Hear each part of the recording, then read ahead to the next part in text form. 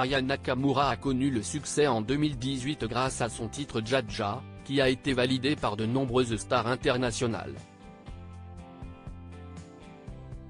Madonna et Rihanna se sont ainsi filmées sur les réseaux sociaux en train de se déhancher sur le morceau, qui a eu droit à un remix avec le chanteur colombien Maluma. La chanteuse d'origine malienne est par la suite rapidement devenue l'une des artistes féminines les plus écoutées sur Spotify, comptabilisant plus de 7 millions d'auditeurs sur la célèbre plateforme.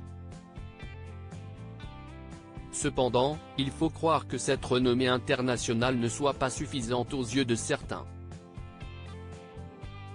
Aya Nakamura @docteur des résultats faussés ? Sélectionné parmi les hommes de l'année 2023 par l'édition française du magazine GQ, aux côtés de Panayoti Paco ou bien le couple formé par Lena Situation et Seb Lafrite, Aya Nakamura est revenue sur sa défaite aux Victoires de la musique, en 2020. Selon elle, elle aurait été victime des injustices du processus de sélection des gagnants. Je pense qu'il y a beaucoup d'injustices concernant les victoires mais je ne vais pas m'étaler dessus parce que je pense qu'il y a des choses qu'on sait déjà. Il y a des préférences. Je pense qu'il y a un quota, a-t-elle affirmé, avant de reconnaître qu'elle avait très mal digéré le fait de ne pas avoir été récompensée. Je n'étais pas contente le jour où j'ai perdu, je ne comprenais pas pourquoi je n'avais pas gagné, a-t-elle déploré, convaincue qu'elle ne faisait pas partie des quotas, et le fait que je sois la meilleure ou pas, que je sois numéro 1 ou pas, il n'y a rien changé. Une artiste dépréciée par la profession ? En 2020, Aya Nakamura est nommée aux Victoires de la musique dans la catégorie meilleure artiste féminine. Mais c'est finalement la chanteuse Pomme qui raflera le trophée, ce dont elle ne s'est pas vraiment réjouie.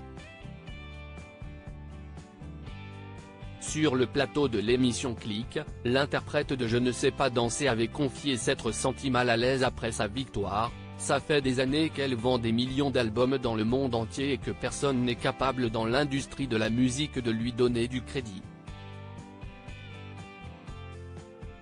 Elle devait gagner, elle fait vivre toute l'industrie, elle est toujours nommée. Pomme @bestimage des propos qui font écho à ceux d'Aya Nakamura, qui n'a pas hésité à dénoncer le racisme institutionnel qui serait courant au sein de l'industrie musicale, une meuf noire qui ne vient pas de Paris-Centre et qui n'est pas un peu de base privilégiée dans la vie n'est pas considérée pareil qu'une meuf comme moi. Moi, quand j'arrive dans un endroit, on me demande pas d'où je viens, a-t-elle déclaré. Et d'expliquer qu'elle est une Renois qui a grandi avec des codes sociaux différents, je viens de banlieue, j'ai grandi à Paris. Je pense que certains n'ont jamais vu d'endroit comme moi. Un manque de représentation évident ? Ce n'est pas la première fois que les victoires de la musique sont pointées du doigt, accusées de quelque peu négliger la musique urbaine lors de chaque cérémonie. L'an dernier, le rappeur SCH en a touché deux mots lorsqu'il est venu récupérer son prix pour l'album le plus streamé depuis sa sortie, catégorie qui ne fait pas l'objet d'une présélection par l'Académie.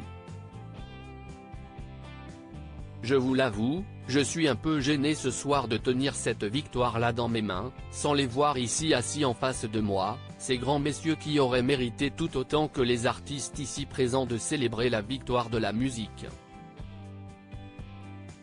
Avait-il déclaré face à l'assistance, soucieux de vouloir rendre hommage à tous ceux qui l'ont inspiré.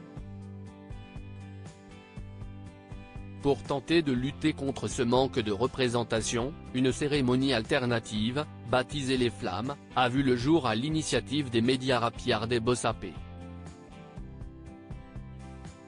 La première cérémonie de l'événement s'est tenue au Théâtre du Châtelet, à Paris, au cours de laquelle les artistes Gazo et Aya Nakamura ont été sacrés artistes de l'année. De quoi consoler la chanteuse de 28 ans.